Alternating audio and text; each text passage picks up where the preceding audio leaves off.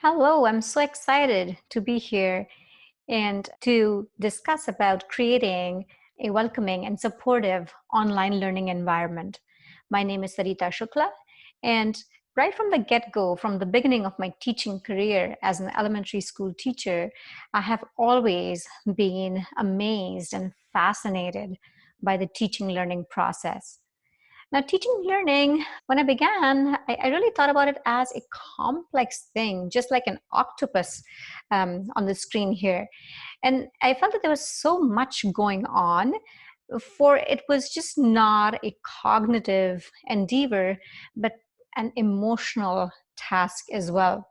The recent move to remote teaching really made me look at teaching learning with new eyes, as I'm sure it has for you. Here I'm sharing what I have learned from this journey thus far and have distilled from books, peers, academic Twitter, reflection on personal experiences. And so I'll be sharing specifically about creating a welcoming and supportive learning environment. Communication is key, and that is something that I have learned from my experiences and also based on what I have gleaned, um, especially in an online environment. So really thinking about communication. Sometimes what might appear to be clear to you might still be confusing to students. So providing different venues for students to engage with you helps create this supportive learning environment. For instance, if students have a question of a personal nature, I ask them to use email. But for course-related questions, we use the community forum, where students can pose questions and fellow students and I can clarify. The use of weekly updates is another way to be present and engage with students and create a supportive learning environment.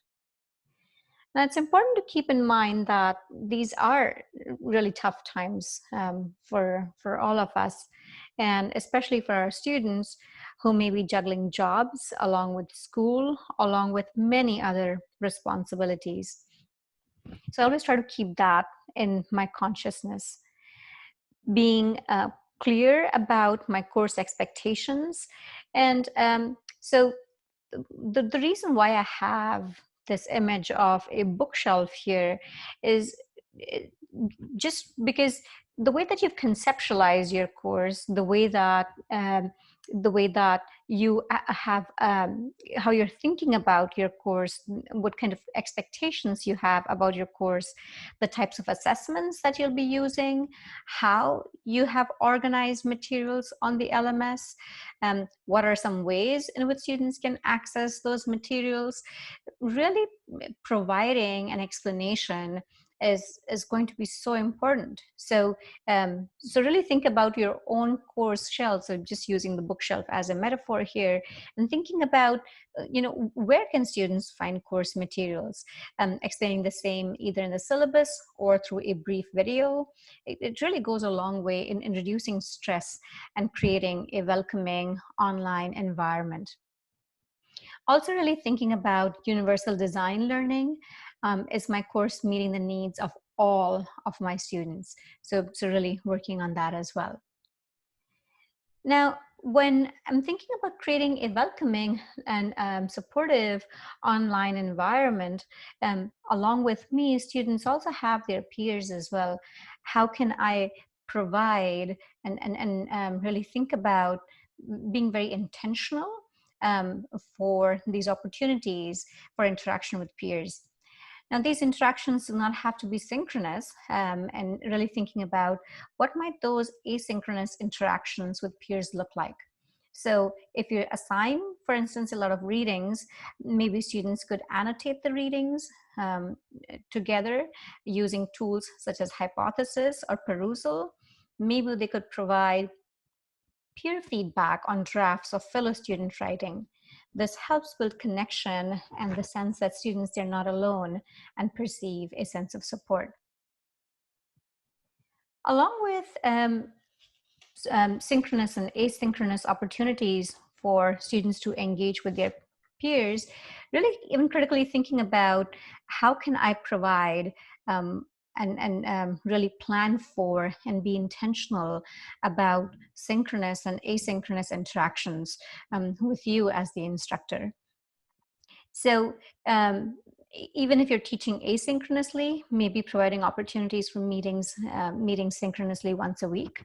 And I did that in my classes. So depending on the course content, either I met with them once or twice a week. And these meetings, they were not really instructional time, but a time for me to check in with students and to hear what was helping, to hear their concerns, any confusion that they had. And students reported that this opportunity for synchronous meetings on a regular basis really helped maintain the energy and motivation for the course. The most important part that I always keep at the forefront of my consciousness is that I am building a learning community with students. And so creating a welcoming environment truly means listening to students. What are their concerns?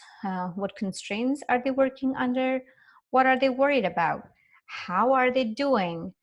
Now, keeping this at the forefront really helps me ground my instruction and helps me build this community and supportive environment around what I'm hearing. I really like the quote that I have here because it reminds me of my own humanity and that of my students. In trying to find ways to give grace to students as well as myself when mistakes happen. So that's it for me. Thank you for your time.